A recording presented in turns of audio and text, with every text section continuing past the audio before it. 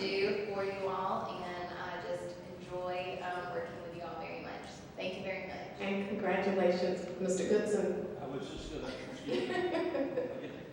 if well, I could speak up without the microphone, but if those on the board, Floyd remembers this, but Kate has been with our firm 7 years and worked with me for 6 years.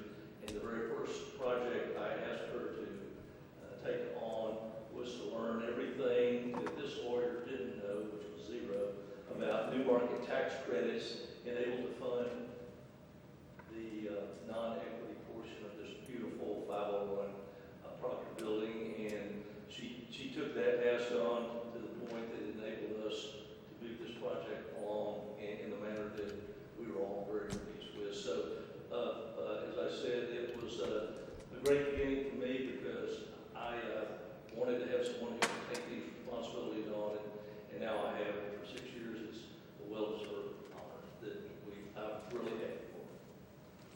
Congratulations, Kate. Congratulations. We have another presentation.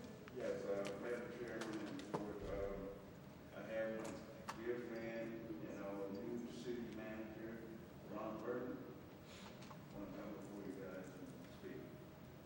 City Mr. manager. Burke. Good evening. Good evening and congratulations. Thank you. Where's my Thank you.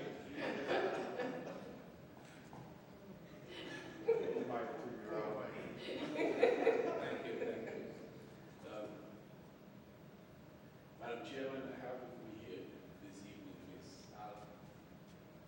Hi, I'm Chandra Apple, Director of Parks and Recreation. And Ms. Allen was just appointed Director of Parks and Recreation just before Mr. Robinson's exit. And I have the philosophy that if you want a job to be done, you get a woman in the place to do it because there is attention to the team. Isn't that right, Kim? Attention to the team. Forget about guy. Whatever you do, right. And so we have people like Ms. Ashley, who is very competent and keep, heading it at the city with us. As part of this, I want to take the opportunity to thank you. For the last 4 years, the EDC has worked in partnership with the city in providing 1/8 of the sales tax that we receive for streets, maintenance of streets, and that was committed by the voters. Let me just remind you that that comes to an end in September next year. And so what I'm here to do tonight is not only remind you that it comes to an end, but to say thank you. We really did appreciate it. You see, we've got a budget of over $26 million right now with what you contributed. We're moving along, getting our streets rehabilitated in the city of Port Harcourt. Now, my philosophy is when we get the streets in good worthiness, there needs to be something to see. The kids who are there needs places to go to be entertained outside of the homes and of the schools. And so what I want to do tonight is to make a proposal to you and to ask you if you would consider come October next year to continue to contribute that 1% to the city for quality of life issues. As you know, we have a very distinct and diverse downtown redevelopment plan that we put into effect years ago. We are building on that as a result of that Motiva came in.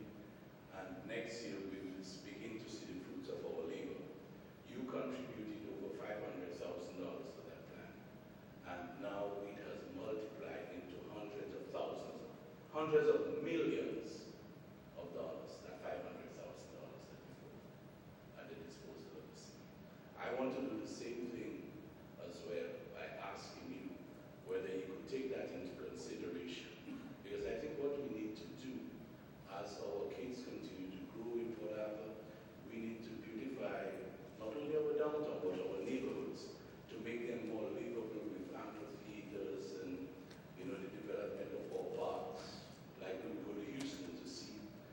make those amenities available for our kids here in Port Harcourt and for visitors as well. You know, I've always held a view that if we as citizens of Port Harcourt need to be entertained, we should not have to be migrating to another city to seek for that entertainment.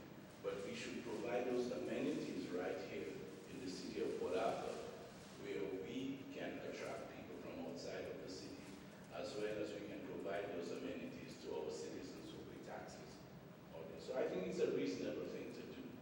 I have Ms. Alva with me this evening because we have put in place a capital improvements plan for the city, which took effect this year.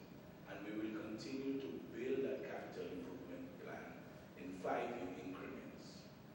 So next year we'll continue to build upon it. Next year, the other year we'll continue to build upon it. One of my visions for that capital improvements plan is the pavilion next door. I want to thank you for your investment over the years in the pavilion. But what I envisage with Ms. Alva for the pavilion is the building next to your building, which will house your culinary institute.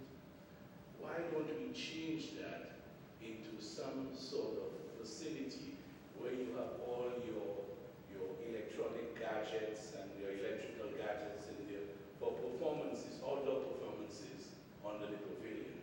So if you have a wine and cheese tasting going place out there, you can use the Culinary Institute for it, but you would stage it out there in a beautiful rose garden, you know, out in the pavilion, with water features, and, you know, we clean up the alley and everything. So you have the rollout, you know, from the pavilion with your music and everything being set out there, you know, make it some sort of state-of-the-art facility. And so what we are doing at the city, we are in the planning stage. I've asked Ms. Alva to put it as part of the capital improvements plan. So we'll get the plan drawn and developed, and we will have the construction phase maybe 1 or 2 years down the line. So whatever you have contributed or you have committed to us, we will continue with our contributions as well. As cities' contributions, we will continue to match those, you know, to have projects like that throughout our city, you know. I will be working with Mr. Baptiste on Rose Hill. We have identified monies that Mr. Baptiste has used for this building, both state and federal taxes. We will go after those monies, so we will make sure that it does not cost the taxpayers a cent, you know, to refurbish Rose Hill. We want to go and have, you know, a wedding or prom or birthday party, you know, and really make it available to the citizens. So it's all in the planning stages, and what I'm asking you to do is to give some sort of medium-term commitment to the resources that are available to you, so that we can continue to be partners in development. You know, I want to thank you again for allowing us the opportunity to work together, both Mr. Baptiste and myself, and with you, because I've always shared my vision with you as to what our expectations are. You know, we are truly partners in development. The city can't do it alone.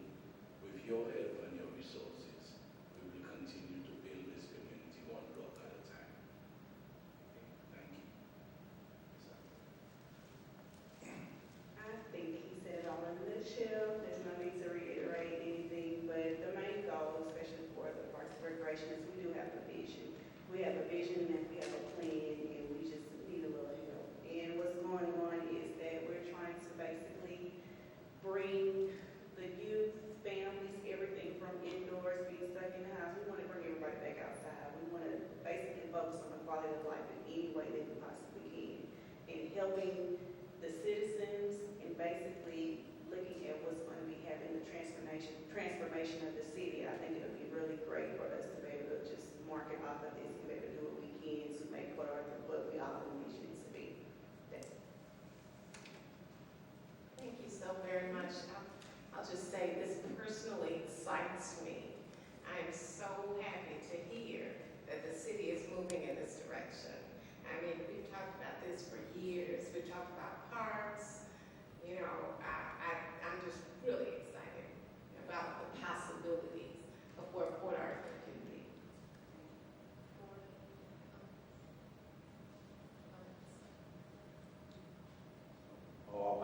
quick statement. Before I was on the Pleasure Island Commission, and before I was involved in this, I was very much involved in parks in Port Arthur. Through the Chamber of Commerce, I had a committee. That was my really goal, which I didn't get very far with. Thank God I got appointed to the Pleasure Island Commission, and we actually did a lot of stuff and got grants and improved parks and boat access and all kinds of stuff. The city of Port Arthur, of course, is way behind on this effort, so and when you tell me that, that's music to my ears, because I was very much, I think people look at the quality of your parks and they respect or disrespect your city because of that, because they see ill-kept public areas that are not taken care of and not modern. We have a lot of parks. Cities covered with parks. We've got about 3 times too many parks, but we need real good quality parks that have, you know, I mean, we all, anybody that gets out of town and goes to other cities, they know what I'm talking about. So I'm really excited myself about that, and I would love to serve on a committee or anything that could further that, because I think that's a wonderful, wonderful thing. I'm glad you brought that up. You're absolutely correct. We have at least about 35 parks. I'm in the process of trying to see about selling some of the parks, because I feel that if we can take and maintain and enhance some of the parks that we have, and the ones that are not utilized as much, or basically just open space, green space that we're not doing anything with, we can just go ahead and get rid of it, put the money back into enhancing and beautifying the park that we already have.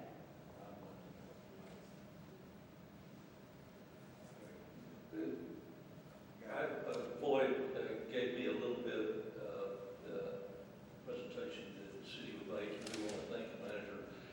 And on behalf of the collaboration we've been able to do over the years in doing ballot propositions to take the money from your 4A allocation and move them to a 4B purpose, which this would be just quickly, because I know the city's moving rapidly, so you all know what your role would be is, as with city council positions, everything on a ballot for a May 2nd election has to be voted on and approved by their body and the ballot proposition in a final form February the 14th of this year. So that's just a couple of months from now. So what we will need to do is to become, and I'm not asking anyone to look at special meetings for the holidays, but what we have asked the board to do in the past, and may ask again in collaboration with the city, since you have to take action, send it to the city to have them approve the exact wording of the ballot proposition, and it's becoming more and more exacting. The legislature in Austin is moving in more and more to make people be completely aware of what they're voting on, whether it's at the state or local level. So we would be happy to do anything you and Floyd would ask us to do to collaborate with the city, but we want you all to know to move this thing along at the pace that the city attorney's office, through the city manager and his staff, is going to require.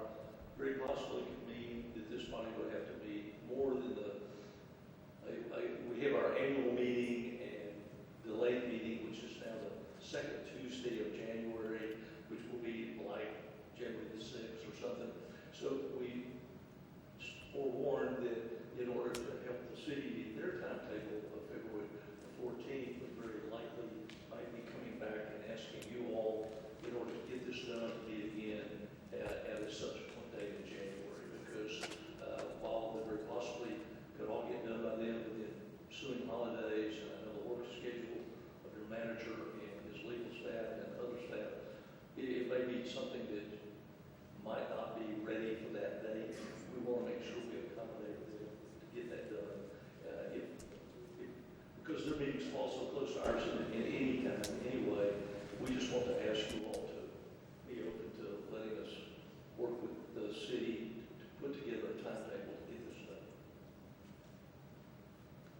Do we need to make a motion to? No, sir, this is just a presentation, but we have been able to collaborate with the city park before on parks. This one may take a little different turn what they want on the ballot. So we just want to make sure that we do whatever is required in order to get this done on our end so that the city timetable can give that. Just personally speaking, I'm in total agreement with going forward with whatever we need to do as a board to expedite the meetings, to make sure that we get the language to the voters at the time of passion. So I'm on board. Okay. Thank you, sir. We just want to bring y'all up to speed on the timetable and ask for your indulgence. So thank you so much. Thank you. Come on, thank you, sir. I think it wasn't in your package on the side, you had your financial report. And in that financial report, there's a sales tax revenue for 5 years. Like you don't have it in the middle. We were tracking this thing from 2017, 2018, 2019, now to 2020. And you guys can see that from 17 to 19, we actually gave the city $3.5 million. It probably about, in the 4 years, about a $5 million project. This year, if you look at October, the difference in sales tax from last year to this year is about $500,000 more. We expect sales tax to continue to rise. So, with this effort, I think what the city manager, Ms. Alva was asking is that you guys continue this 1/8 of the sales tax and allocate it to 4B type projects that are done with manpower, lawyers and others. So in the next 4 years, possibly $5 billion from this board going into quality of life. And as the city manager said, we're gonna, I wrote it down, he said it will also contribute to this magic. He also said it was magic, so I think it could make a tremendous difference in this community with that much investment in our type projects, our parks and recreation. As guys said, you guys, February 14th is a drop dead day. You guys meet again, Commissioner. And at your next board meeting, if you want to action on this thing, you can take action on the next board meeting and we send it to the council. We just need it to the council before the end of, by the middle of January. If at all possible, so that Kate was correct, Jeff, we got January 1st on it. So it is like the 14th is your annual meeting date, the second Tuesday, 14th. Yeah. So could be a meeting before then or another meeting shortly thereafter. Would it be proper for us to go ahead and give the attorneys the go ahead to start drafting up the language because it's going to be so exacting so that we can have it whenever we schedule that next meeting? Well, what we prefer, just as we have in the past, is we would collaborate, but I think that I want to be certain that the city manager and the city attorneys have it captured how they feel it needs to go, and then we'll make sure that it dots the i's and crosses the t's inside the Development Corporation Act. But we've always done that with the city attorneys and the city managers, just collaborate, make sure before it goes to either body, everybody's very comfortable that it will pass muster with both. And I think, Mr. Marks, I think myself, Kate, and the city manager and Ms. Alvo could probably get together and draft some language so that we have it ready for you guys at the next time. Absolutely. So what you're saying is, everything is going to, like the plan, we're gonna have all of that before we go forward. And I'm asking that because, if I'm not mistaken, we've kind of done this before, and it didn't turn out the way we intended for it to turn out. And the idea, I guess, is to continue trying, but, I mean, are we gonna have the plan in place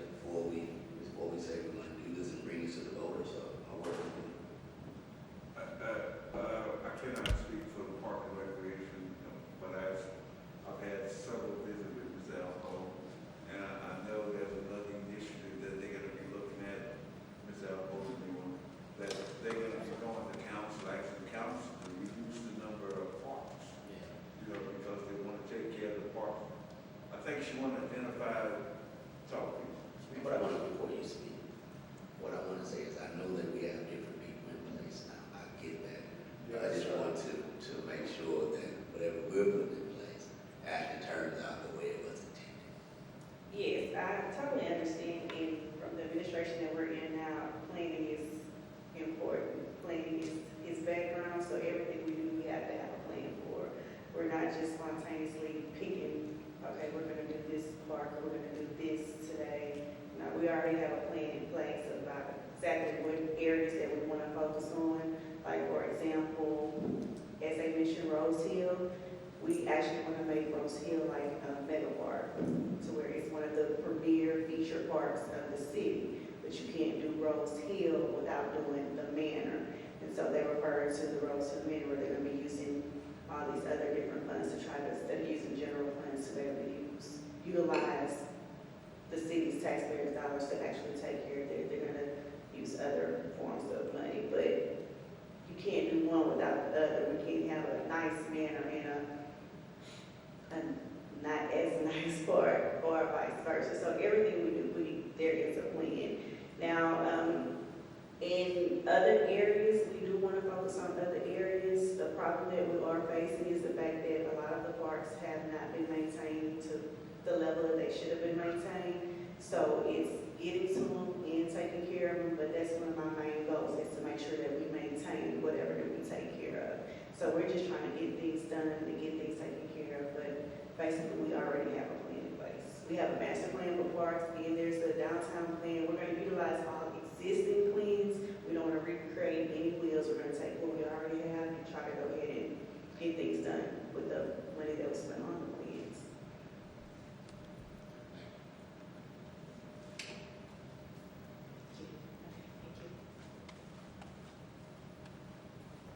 Any other comments, Mr. Matthews? We'll move on to communications. Don't have a good communication with God. Thank you, so I appreciate it. Because we have a lot of communications this time. The first one is the city of Port Arthur. They're going to have their Christmas tree lighting on December 3rd from 5 p.m. to 7. And then they're also going to have their holiday parade on December 14th at 6 p.m. We received communication from Commissioner Senegal's office for the Golden Holiday for December 5th at 10 a.m. Got an extra one today. This one. I think it's for us, here. We received this handout to the side of your packet, I believe. It was another communication we got today. The Sounds of Christmas. And Lativa sent this over to us. It's going to be December 9th at 7 p.m. We then have the 2020 Economic Forecast Breakfast.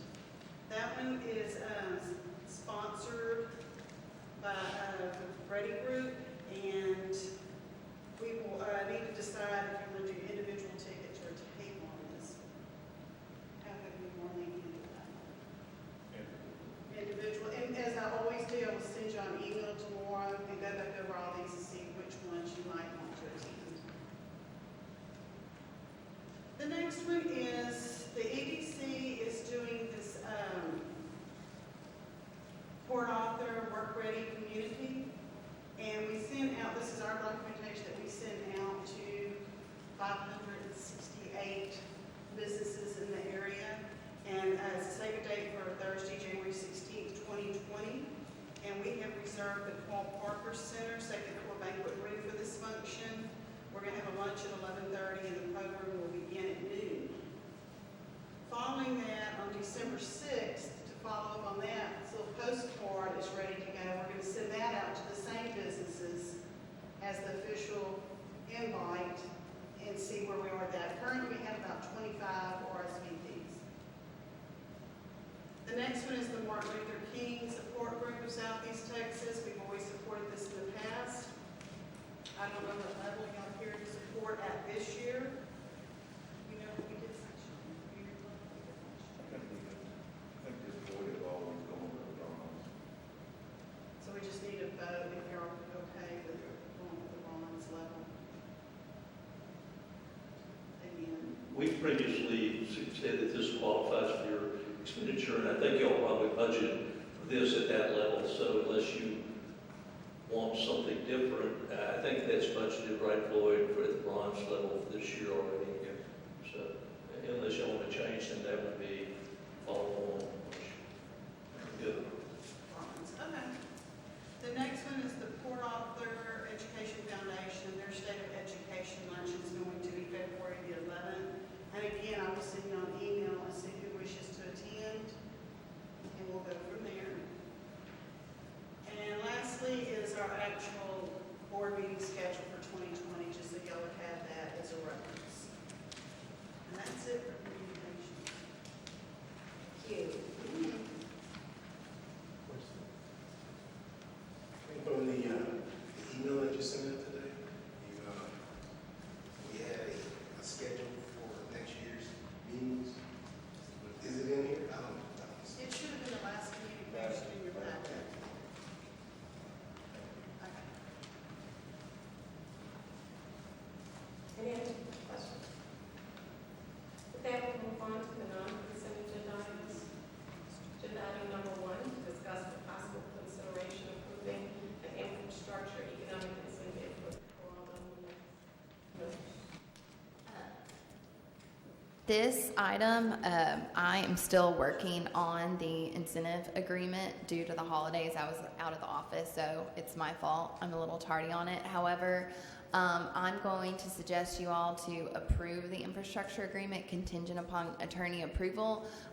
Since previously the board basically streamline these infrastructure agreements to where they're all structured the same. The milestones are basically the board pays out the grant it's usually 30-30, and then the remainder, once they give you the CO, they have to provide a letter of credit to securitize the agreement, and so shouldn't be any surprises. We're still working with the incentive recipient on getting the letter of credit.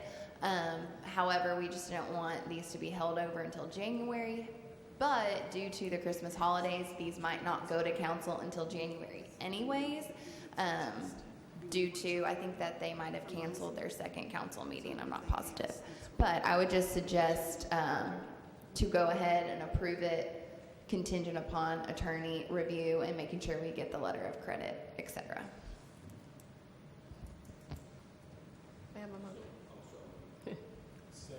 It's been moved and second to approve agenda item number 1 contingent upon approval of the attorney. All those in favor, please signify by saying aye. Aye. Any opposition? Motion carries. Agenda item number 2, to discuss for possible consideration approving an infrastructure economic incentive agreement with Griffin Plaza. This one's the same as agenda item number 1. Since you streamline these infrastructure agreements, it'll follow suit with that one. It'll be a letter of credit to securitize. And again, we just wanted to continue to work on these so that they could get on the council agenda in January. So I would suggest you approve contingent upon attorney approval, please. Thank you. May I have a motion? So moved. Second. It's been moved and second to approve agenda item number 2 contingent upon attorney approval. All those in favor, please signify by saying aye. Aye. Any opposition? Motion carries. Agenda item number 3, to discuss for possible consideration and recommendation of the microloan committee. Madam Chairman and Commissioner, I'd like to take that on the executive session, if you don't mind. Certainly. Agenda item number 3 will be moved to executive session. Agenda item number 4, to discuss for possible consideration approving a purchase agreement for 1 acre of land in Spur 93 Business Park by Mid-County Plaza LLC. Yes, Madam Chairman and Commissioners, Mid-County Plaza LLC, that came to you guys, I think back in January or February of last year. They purchased 1 acre of land and wanted to build a building out there. We went to the council approved it. They didn't do anything, so we went back to the council, we rescinded the agreement. They have come back and wish to purchase that 1 acre of land again because they now have a client. I think the first time they were speculating. I think this time they do have a client. It's just a strict outright land purchase, no incentive, 57.5, 1 acre land. Questions? Have a motion, please. It's been moved and second to approve agenda item number 4. All those in favor, please signify by saying aye. Any opposition? Motion carries. Agenda item number 5, to discuss for possible consideration a letter of intent from Cornerstone Fabricators, LLC.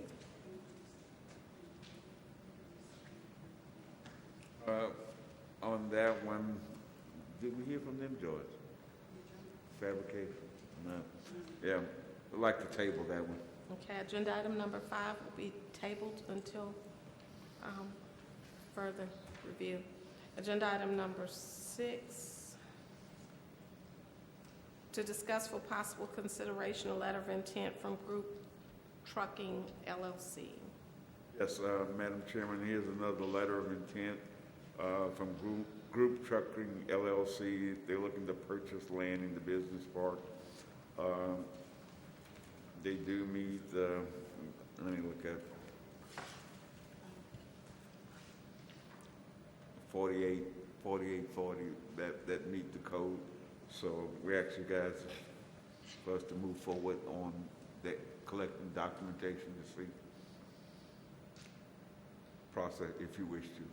So move. It's been moved and second to approve agenda item number 6. All those in favor, please signify by saying aye. Any opposition? Motion carries. Agenda item number 7, to discuss for possible consideration a letter of intent for Innova Eco Building Systems, LLC. Yes, here's another letter of intent from a company looking to build in the business park. It meets your NAISC code. We ask that you allow us to move forward with a complete application. For motion, please. It's been moved and second to approve agenda item number 7. All those in favor, please signify by saying aye. Any opposition? Motion carries. Agenda item number 8, to discuss for possible consideration a letter of intent from Industrial Cleaning Services, LLC. Yes, again, Madam Chairman, Commissioners, another letter of intent for a business to locate in the business park. It meets your NAISC code. We ask you guys to move forward with a full application. Thank you. May I have a motion, please? Second.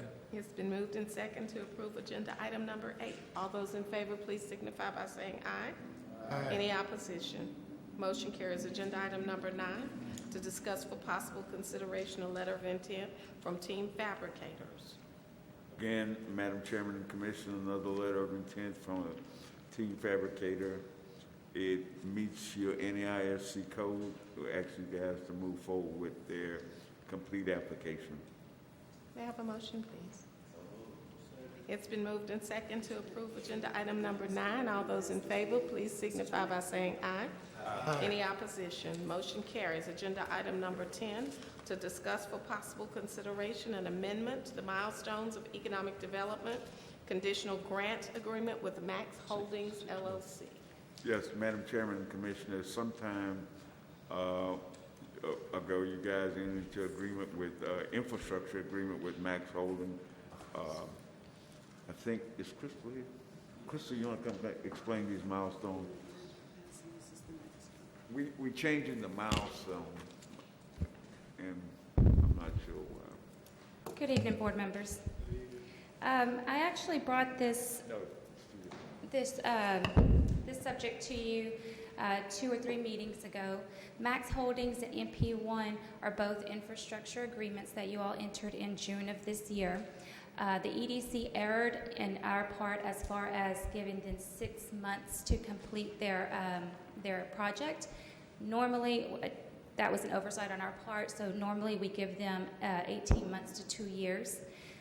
Historically, we've been given infrastructure projects 2 years to complete their projects. So we're just here tonight to advise you all that we have prepared an amendment to those agreements, giving them a full 2 years rather than 6 months to complete their projects. And this applies to 10 and 11? Okay, Yes, ma'am. Okay. thank you. The 2 years, it still go back from the original approval date. Correct. 2 Okay. years from June of 19.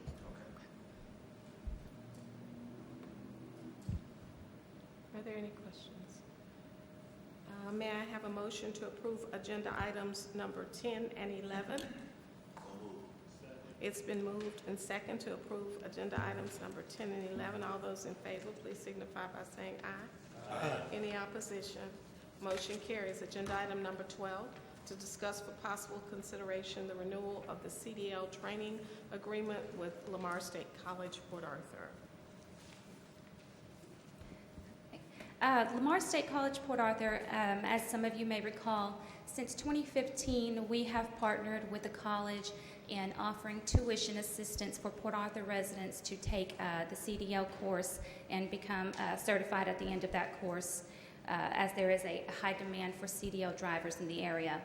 I did have, after our discussion at the last board meeting, whenever you all approved to increase this last contract that they were in to allow a couple of more students in their last months of the agreement, there were some concerns that you all expressed as far as certifications and those students completing.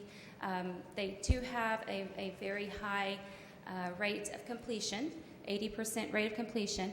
But after that discussion, I did reach out to Dr. Stafford and had a good conversation with him as far as how we can go about making sure that we're getting a good return on our investment for this program. Over the last 4 years, they've been very successful. The CDL trade in this area has only grown. As you've seen on your agenda, you have Group Trucking, who has reached out to Lamar and has committed to hire everyone that comes out of their program, because they're needing 250 drivers right now once they get up and running.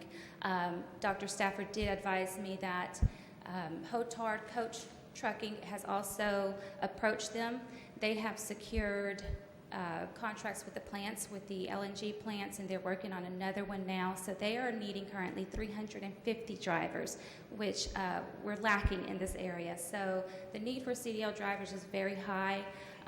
The plus to that conversation was that these two particular companies have committed to hire those students coming straight out of his class and becoming certified.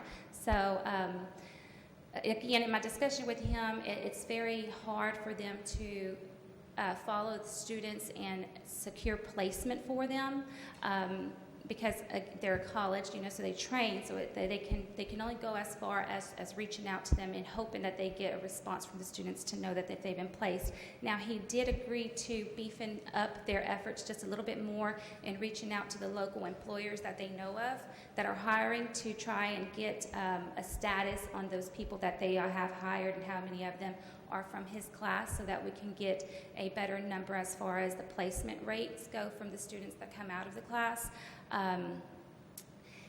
The other suggestion that we had talked about last time here at our board meeting was adding a third payout at certification. After speaking with him, that would be very hard for on their part as far as trying to track the students down after the fact, because they can only guarantee as far as training the student. Now, although they are going to be certifying all of the students themselves, there is no additional cost to the student, no additional cost to us for them to take the test through Lamar State College, Port Arthur now, but they can't guarantee or force the student to take the testing. So it'd be very hard for them to track that or track down those students after they become trained and tell them, you have to take this test or we can't get paid back for the time and investment they've put into training them. So that's just a recap on our discussions with Lamar. Of course, hopefully next month we'll come back with an actual agreement, but it is the pleasure of the board how you want to proceed. If we're happy with the suggestions of him trying to make more of an effort, him and his staff making more of an effort to do percentage rates as far as placement goes, or if you'd like to go ahead and place a third payout on it.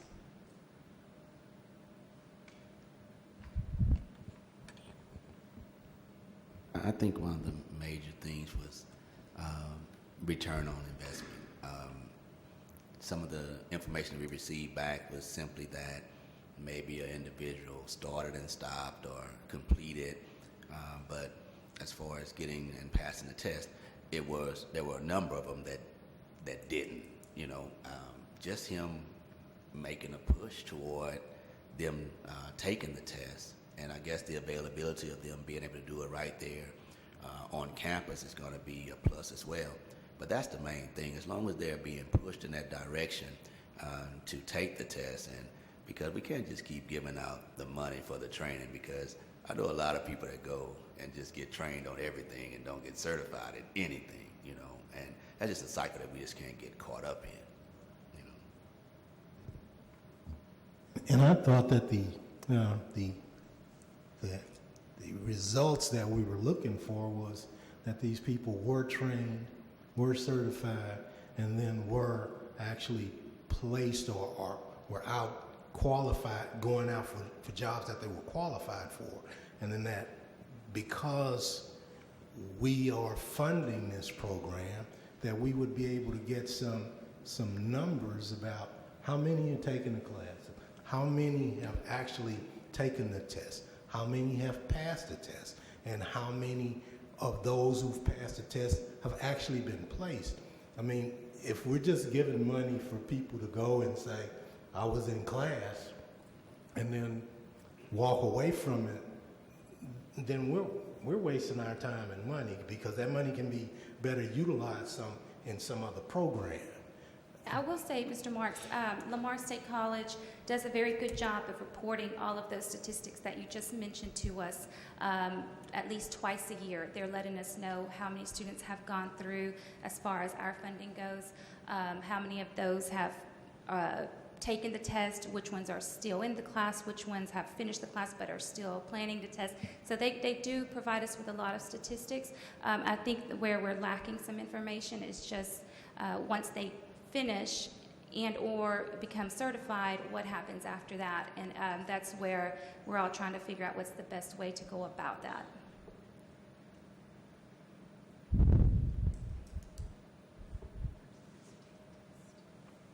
Any other questions for Crystal? Any other comments? Thanks, Crystal.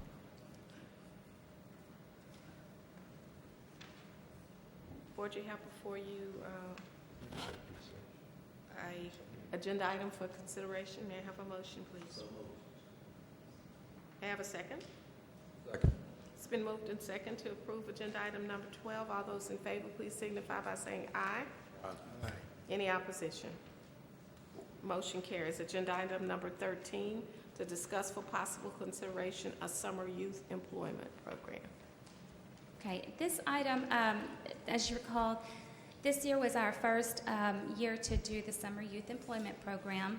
This is another program that we're able to do based on the efforts of Mr. Baptiste, our attorneys, our past board members, whenever we went to the legislation and asked to be able to use our funds in order to train without being tied to a job. In the past, everything had to be tied to a job. They had to have a job in order to be trained as far as on the job. Now we're able to offer training before to make sure that we have a workforce that is trained and ready to go to work. So the CDL program is one of those. The Summer Youth Employment is also an opportunity for those high school graduates to get exposure to the workforce. A lot of those, most of them come from the CAPE programs in the local high schools.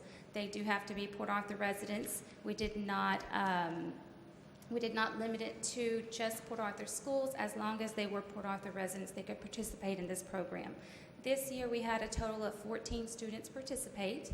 The ones that did participate, it was very successful. I know one of our goals with this program was for them to secure jobs with those placements after the fact. I will say, though, that most of the placements that we had were more of the jobs that were going to need a little bit more additional education as far as college education.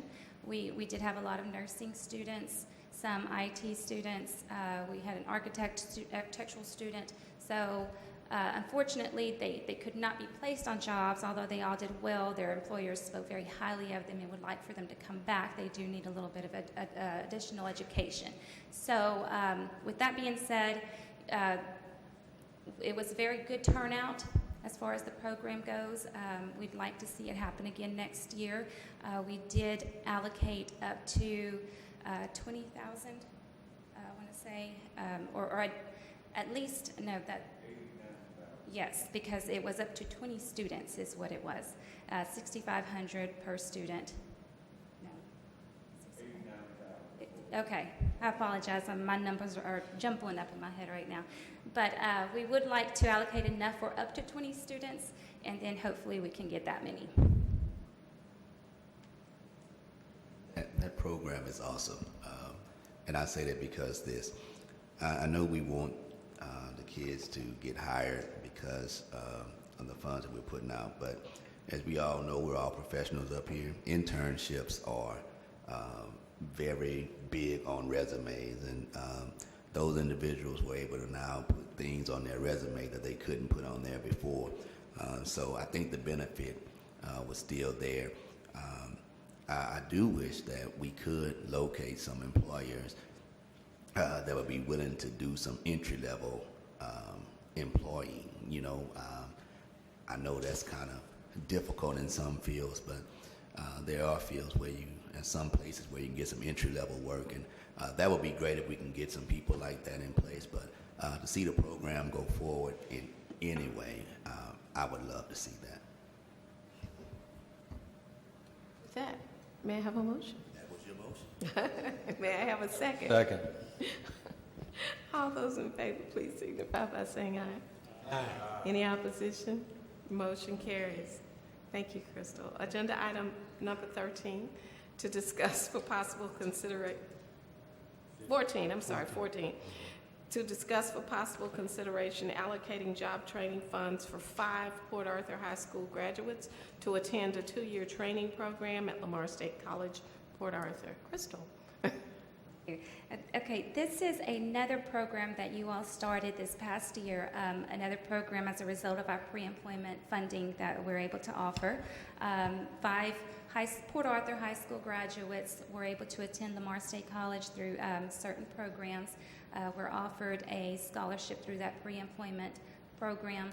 Those students are doing well in Lamar. They're continuing right now, and if it's your wish, we can renew it for this coming year and offer an additional 5 students the scholarship. Each scholarship is $13,500, which is equivalent for a 2-year degree at Lamar State College.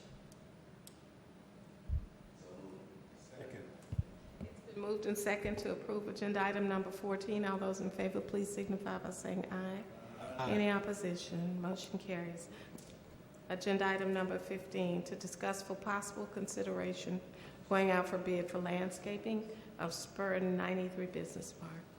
Yes, Madam Chairman, Commissioners, the landscaping portion of Spur 93 Business Park, we've been working on this for about 5-6 months.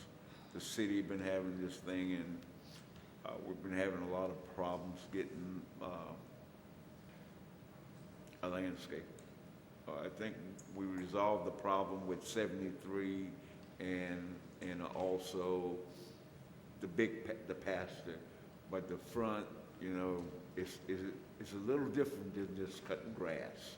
It has to be manicured, landscaping. So what we want to do is we want to go out ourselves.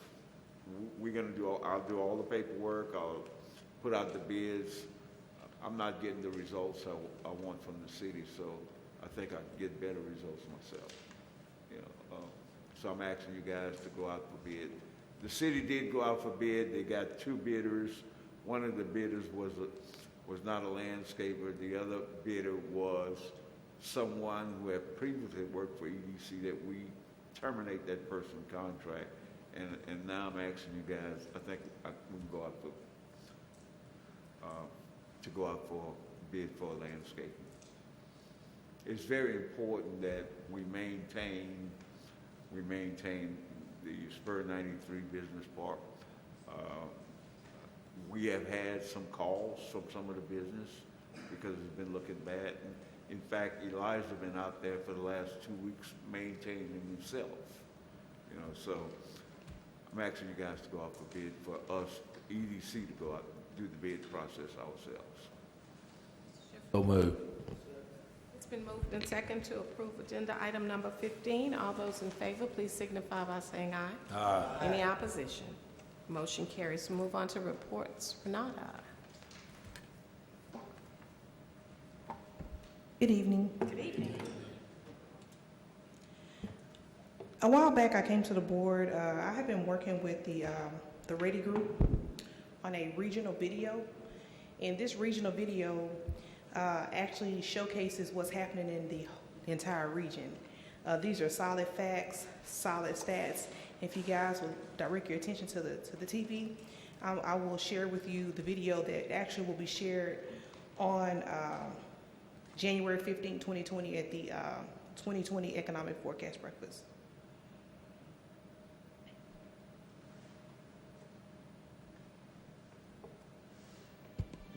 Texas is full of opportunity.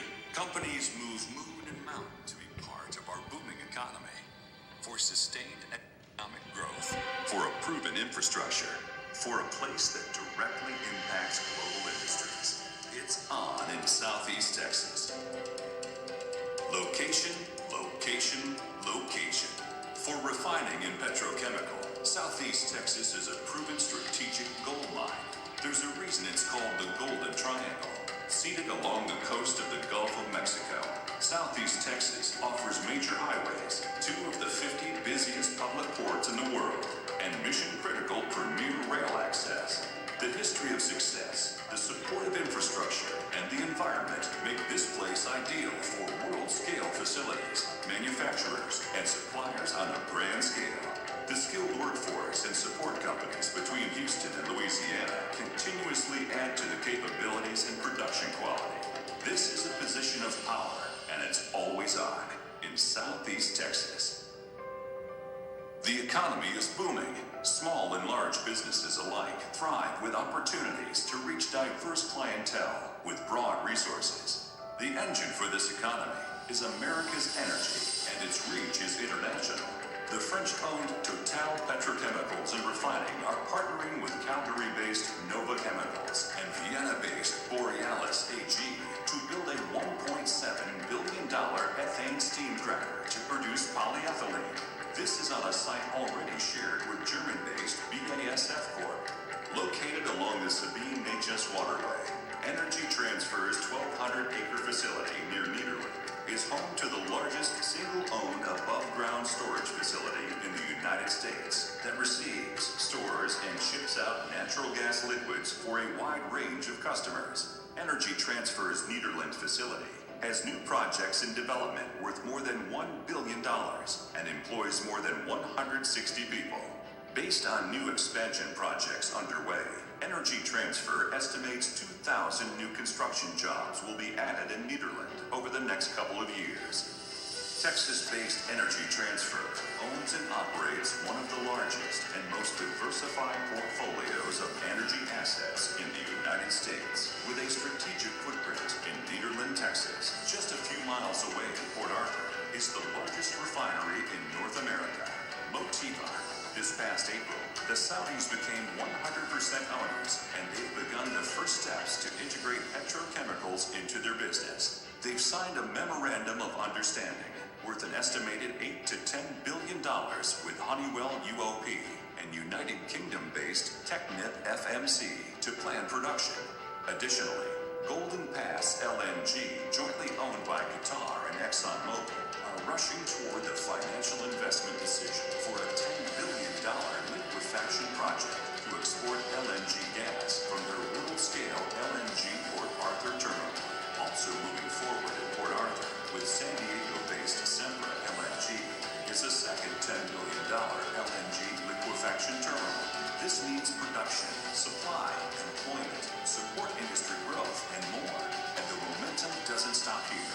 On the east side of the Neches River in Orange County, the Jefferson Energy Terminal is strategically located in the heart of the U.S. Gulf Coast refinery market and plays a critical role in servicing regional and global markets. Jefferson receives crude by rail from the most prolific production basins in North America and delivers consistent, high-quality crude oil to refineries all along the Gulf Coast. With the expansion of Mexico's retail markets to U.S. companies, Jefferson loads rail cars with gasoline and diesel and exports the refined products to Mexico for their growing retail market. And finally, Jefferson serves as a major ethanol hub, and ethanol is received in unit trains from the Midwest and is exported to international markets abroad for clean burning fuel. Just up the Sabine-Neches ship channel in Beaumont is ExxonMobil. They've begun groundwork and the pipeline network for a third crude distillation unit at its refinery. This will increase production capacity from 360,000 barrels per day to 600,000 barrels per day. The worldwide impact keeps going. The Netherlands-based OCI and their partners Consolidated Energy Limited are near completion with their greenfield world-scale methanol production complex. This will no doubt extend their influence while attracting more opportunities and generating more jobs for Southeast Texas. Each of these world-class companies invested their futures in the Golden Triangle. With an estimated $54 billion in potential new projects, Southeast Texas is international. The Golden Triangle has a well-known history, but what about its future? If the global investments in petrochemicals and energy here are any indication, then we're in for something special. The culture and community here connect traditional American values with creativity and exploration. This is the home of innovation, ability, hard work, character. While others tout investments and expectations in the millions, Southeast Texas has developments in the billions. While other markets rise and fall from national influence, Southeast Texas continues to build a steady path forward. It's not just potential. The tools and rewards of success all live in Southeast Texas. Environment, connection, production, economy, international. It's here, and it's on. That concludes the video, and I just want to say that it's been a long time coming. We all got together on a regional level and we put our minds together, and this is the product, the finished product. This particular video is up on all of our social media sites, not just in Port Arthur, but Beaumont, Orange, all over Silsbee, everywhere. And I'm just really happy because this particular video highlights all the things that we have going on in our community. And like the commentator said, it's not millions, it's billions. And so, happy to be a part of Port Arthur right now. A lot of jobs. Thank you. Any questions? Thank you, Renata. Project operational report.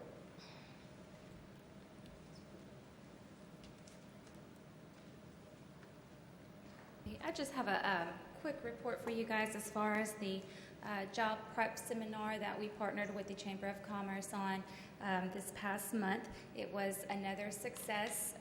It was very well carried out, very good partnership with the workforce as far as having local area high school students come receive good information about being prepared for job readiness, and as well as meeting with employers at the job fair that was held upstairs as well. So very good turnout for that. Because of that, we've had a little discussion between the group that has put this together, and we would like to partner with the local schools and introduce a mock interviewing event for the local seniors. Lamar State College is already putting one together for their students, so we want to go ahead and just jump on board with them and take our local Port Arthur ISD students there, and that way they can have a feel of what an interview is really like sitting in front of somebody. So we may reach out to you guys to maybe volunteer and be one of those interviewers for these students. So that should happen early next year, so you might be hearing something from me regarding that. And that is all I have for now. Thank you. Financial report, Mr. Baptiste? Yeah, I'm gonna, Rachel is out on vacation this week. Basic, ran the financials. Right, you guys look at the last page. You're about, just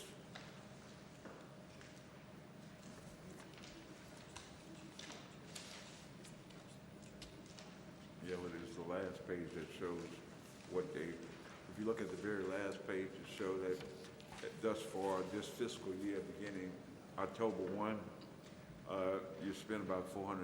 You got a $12 million budget.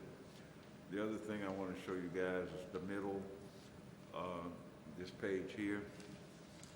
For the month of October, the city picked up, we had $1.6 million compared to $1.1 million last year, about $500,000 more in sales tax that came into this community.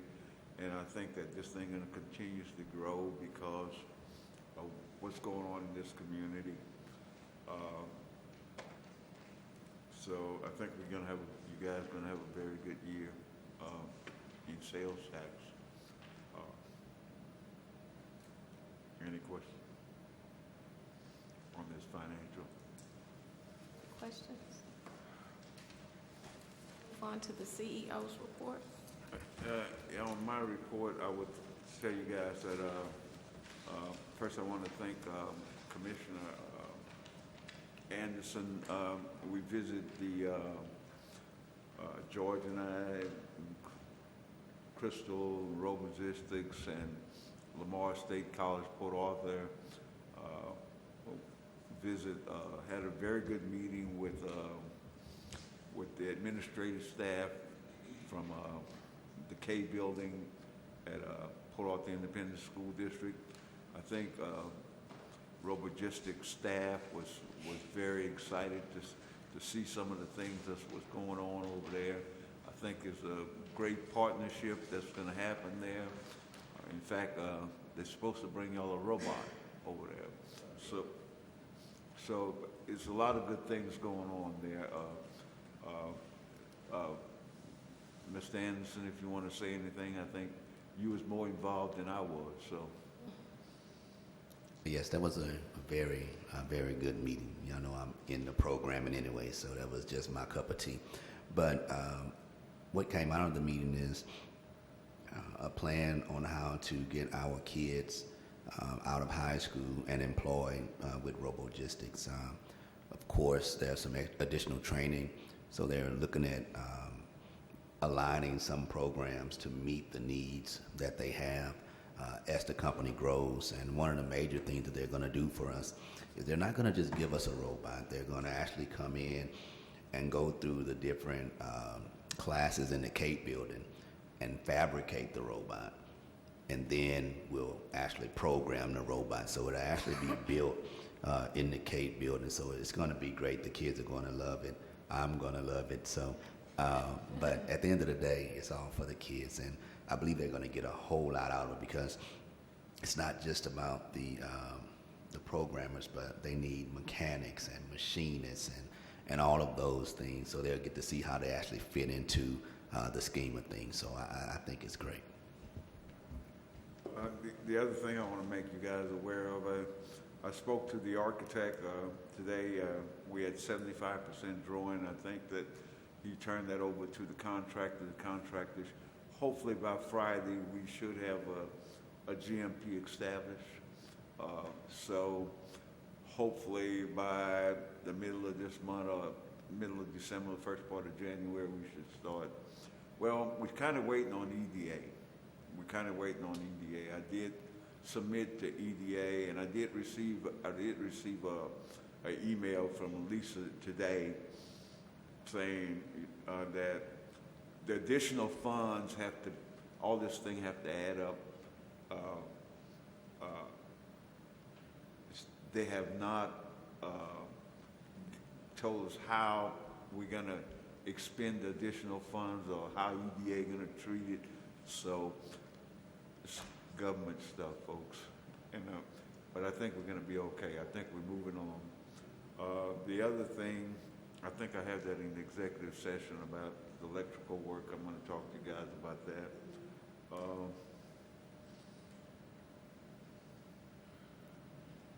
Okay. I want to say to you guys, Merry Christmas to you guys. Last minute, I was reading a good book, and I said I need to share that book with some of the people I know that helped me in my life. So I tell you what, it's a fine book. I hope you guys enjoy reading it, and I hope it helped you guys grow, just like it have helped me grow. Merry Christmas to you guys. Merry Christmas, and thank you so much.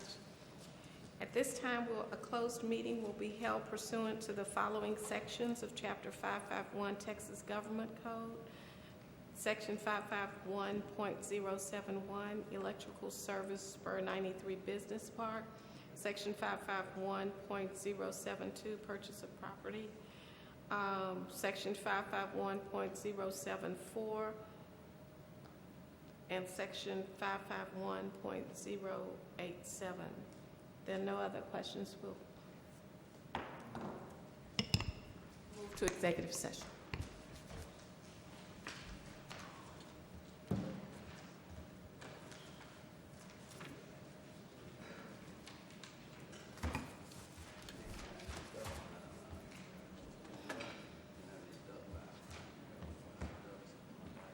May I have a report from the microloan committee? Go. Yeah, we met and it's item number 3. Okay, I'm not sure the title. You might want to say who this is going to, but we did approve it. Our microloan committee suggested that the board approve making this loan for $15,000, but I'm not sure what the title of their business is. Could you make a motion? I'll make the motion that we approve the loan up to $15,000. And it's Trinity. To Trinity.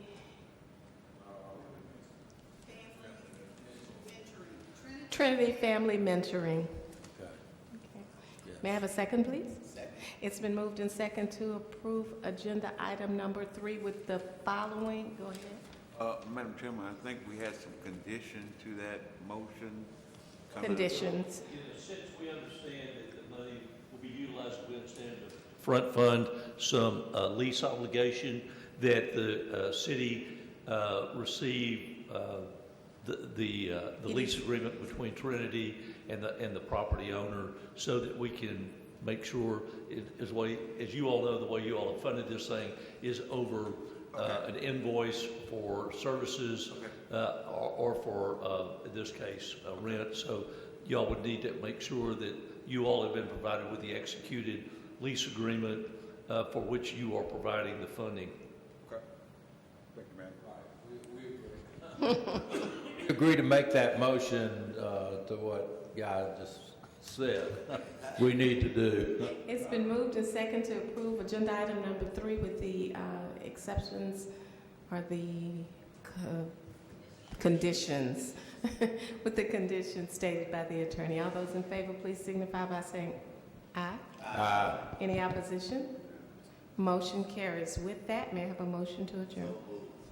It's been moved and second to adjourn the final 2019 meeting of the Port Arthur EDC. Merry Christmas and happy holidays. Y'all have a good Yeah, and it's only 3 weeks end of the away. year. You better get to your shopping.